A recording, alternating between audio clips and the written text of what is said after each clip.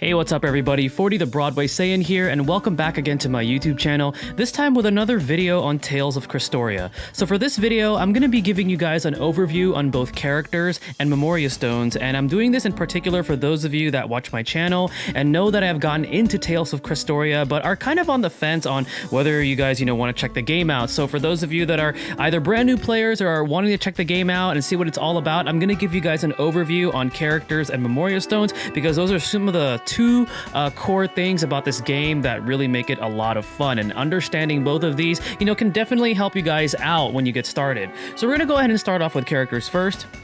So right over here we have the list of characters. Now this is the list of characters that I have based on what I've pulled from the gacha. Characters are from two different rarities. You have either SR characters and SSR characters. Now I know there is a rarity in this game, but that only applies to Memoria stones, and we'll get to that when we actually talk about them. Okay, so as you can see right here, I have SSRs and I have SR characters.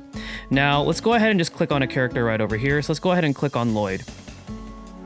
Okay, so when you click on the character, it's going to give you the status screen right over here. Every character is going to be represented with one different element, and there's currently 6 different types of elements in this game. There's fire, wind, water, earth, and then there's also light and dark. So for example, right over here on the bottom left-hand side of the screen, we see that Lloyd is an earth type character, and then a character will also have a specific type or weapon type, and in this case, Lloyd is a dual blade. And there are other weapon types in this game. There's sword, there's long sword, there's pistol, there's spear, there's arts, there's axe. So there's different kinds, and they play into a factor as far as that, whatever that character uses. And then afterwards we have Ascension. This is essentially kind of the game system of limit breaking. So what it does is, if you have a duplicate of the character, you can use it to awaken them, and what it does is it improves their mystic arts, which is like their super move, and it also increases their base stats. So generally it's a good thing if you do pull a dupe in this game. It's actually pretty rewarding. And then afterwards, a little bit of flavor. It tells you who voiced the character,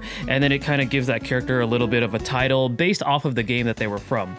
Now if we take a look at over here on the screen where it's showing like train, awaken, train, and all the different arts that you have here.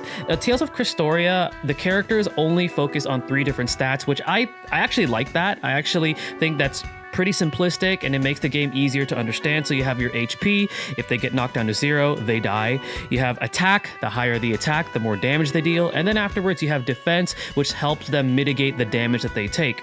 And then afterwards, every character will have access to 4 different types of attacks. You have their normal attack, which is generally like their base attack. This is used so then that way, if you have your arts on cooldown, this is something that you could also use to build up, damage, build up the chain combo. And then afterwards, they have access to 2 different types of arts, which are going to be your skills that you use that also have cooldowns. So for example, Lloyd has his Raging Blast, which is his first art. It lets us know that the attack potency is at 150%.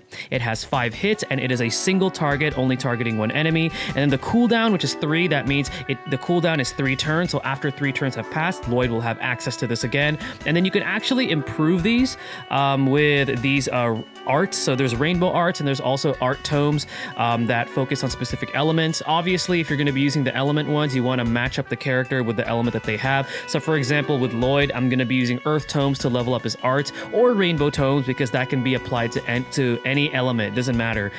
So every skill right over here, or art, can be leveled up to level 6. I will let you know that past level 3, it gets really expensive. So on my previous video where I told you guys, farming Gald is very, very important, just make sure that you're aware that anytime you are leveling an art skill from beyond level 3, it's going to be very expensive. And then afterwards, every character has access to a mystic art. So this is essentially like their finishing move. You build this up by doing damage, landing critical hits, dealing weakness element damage. So that's pretty much how you build your mystic arts. And it's also going to give you the potency right there. It gives you the hits, and it also shows you if it targets 1 enemy or more than 1 enemy. And then afterwards, that OL is essentially the recast speed, or how much you need to build into the mystic art to gain access to it. So the higher the number, generally the longer it takes to build up. And just like regular arts, it does have a level going from 1 through 6, except for this one. In order to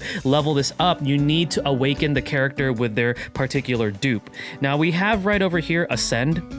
So Ascend is essentially the system in Tales of Crestoria where you could increase your character's level cap, because when you first get a character, their initial level cap is at 50, and then afterwards you got to farm these specific materials. You could get these from either doing the story, you can also get these from doing raids and things like that, but you get these materials and then you ascend them, and you could ascend them all the way up until their level cap is at level 100. It does get periodically more and more expensive, so again, you guys want to make sure that you're farming up your Gald so then that way you'll have access to be able to improve your characters with these particular different systems.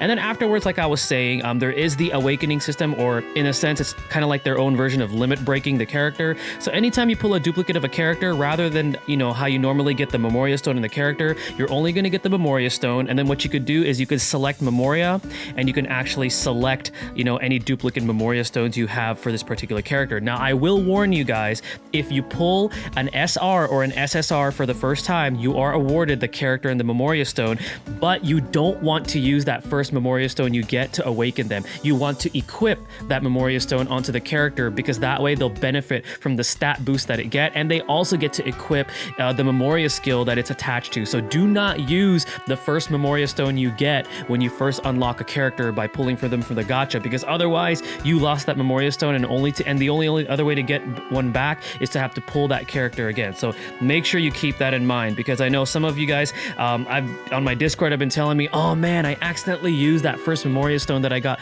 to awaken, and it's a very, very easy mistake to do in this game, so just be careful. And then afterwards we have something called Character Room. This is more so about the flavor of the character. So you got the profile right over here, you got the voice clips, so if you want to listen to some of the different voice clips that the particular character has. Then afterwards you have outfit. This is more of like flavor. I'm pretty sure later on they're going to be releasing more outfits for these particular characters. Right over here we have attachments. So this is like different kinds of like aesthetic gear you could give them. So for example, I put a cat on Lloyd's head, which I think is really funny. You can give him like a party hat, and you could unlock these periodically too. And then afterwards, let's go over here. We have background. Again, another kind of like an aesthetic thing that you could add, like for a character background. So if I want Lloyd to be standing like what is this, with the planes, I'm gonna confirm. So now every time I view his character room, that's the background that I'm gonna get. And then afterwards, you can also toggle between 2D or 3D. I like looking at it at 3D. I think the 3D models for this game are actually quite good. And then the last thing that you gotta pay attention to is affinity. So affinity is built the more you use a character. So the more you use a character, the affinity gauge keeps going up, and for every time you level, you're given different rewards. So for example, you can get rainbow arts, you can get gleam stones, you could get voice clips, you could get titles, and I believe it goes all the way to level 50, which is a lot. So if you think about it, this is a lot of free rewards you could get just by playing the character over and over and over. So this is something really cool that they added, and this is for every single character. So if you kind of calculate that, especially because there are certain levels where you could actually get 50 gleam stones, that's some free resources right there, which is pretty cool.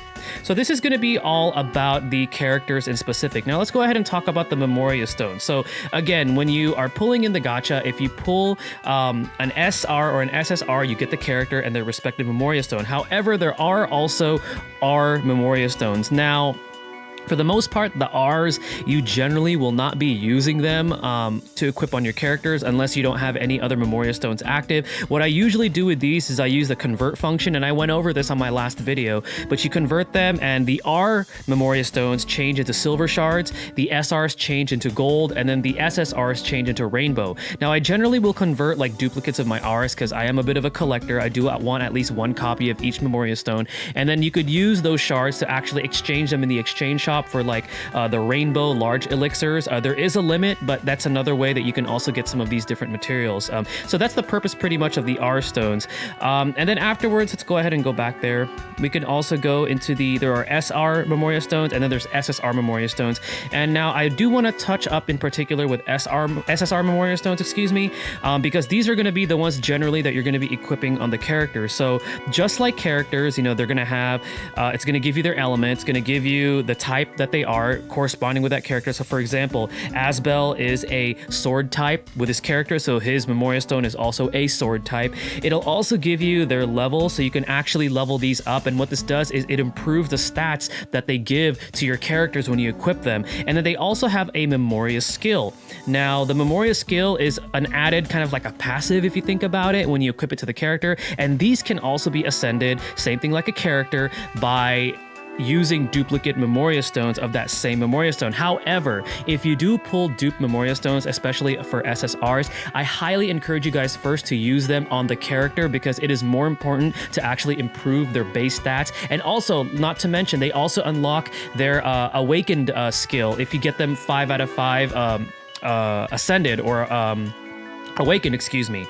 So this is kind of like the same system like with the characters, you know, you're awakening or ascending the Memoria Stone, and it gives you a better version of the Memoria skill. But again, you want to use it on your characters first. And then they have something called Adorn. So what this is that you could increase the amount of stats that it gives to your character. So for example, right over here with Asbel's, right? Let's say I want to give him an HP stone, right? So I'm going to confirm. I'm going to Adorn.